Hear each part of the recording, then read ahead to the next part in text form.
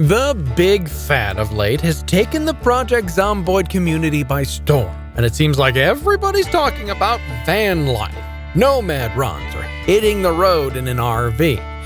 And though that is fun in its own right, what if I told you that there's a much better nomad mobile that comes with its own side quests to give Project Zomboid something it dearly lacks?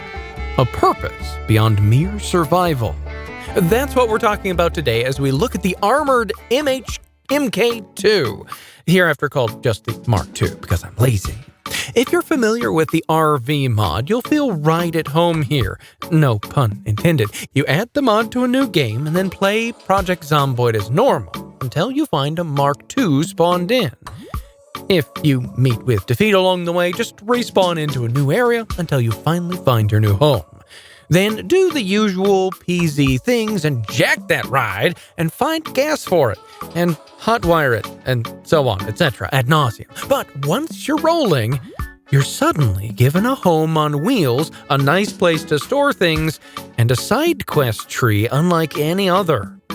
But before we get to the side quests, let's look inside and familiarize ourselves with the Mark II. Like all vehicles in Project Zomboid, you can hit V while you're in the thing to change seats. But unlike most others, there are a lot of choices once you do. You can man the turret gun, or go up on the main gun, or hop into one of the passenger seats, or bamf into the main compartment.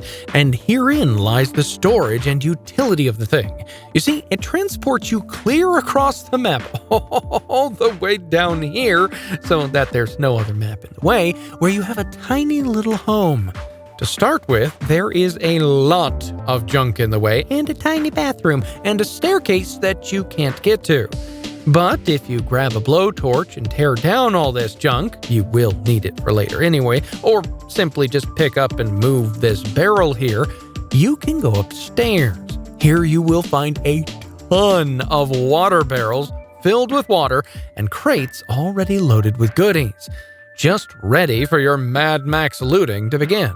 Now, to get out of the rear compartment, and a lot of people in the comments seem to have missed this, just right-click on the floor, anywhere, and select Exit.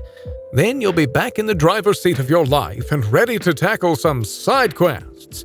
Now, please understand, you won't see any pop-ups or exclamation marks hovering over new things. This isn't an Ubisoft game. There aren't going to be a bunch of fetch quests for badger pelts or garlic teeth or whatnot, but you will notice that your new ride is missing a few things, like all these chairs, or the gun part of the turret gun, or the gun part of the main gun for that matter.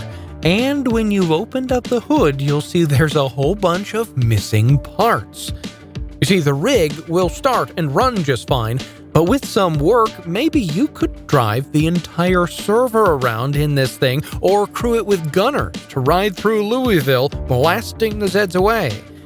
And to do this all, you'll find a new tab in the crafting menu filled with new car parts, chairs, batteries, water tanks, guns, and a front plow.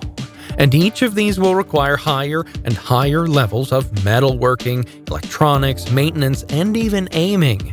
Up to 8 levels of all 4 of those to craft the main gun. And that is your golden path. Crafting the lower items will get you XP in metalworking and electronics.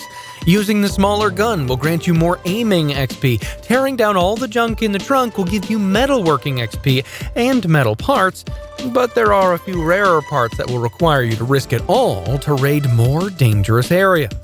But the great thing is that this can be a single-player quest that will take you weeks to get even the main plow built, or you can host it on a multiplayer server and team up to gather all the things, and move from town to town just cleaning up.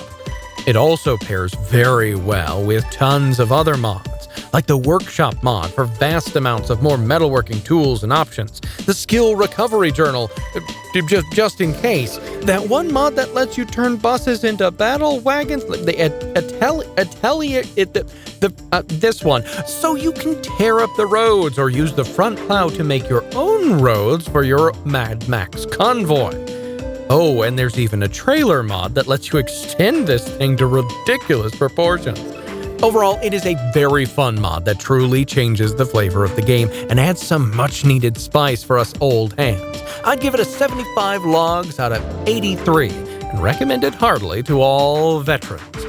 Now that you've seen what it can do, are you thinking about installing it, or do you have another mod that's your favorite? Let us know in the comments below, and don't forget to subscribe to the BackLog.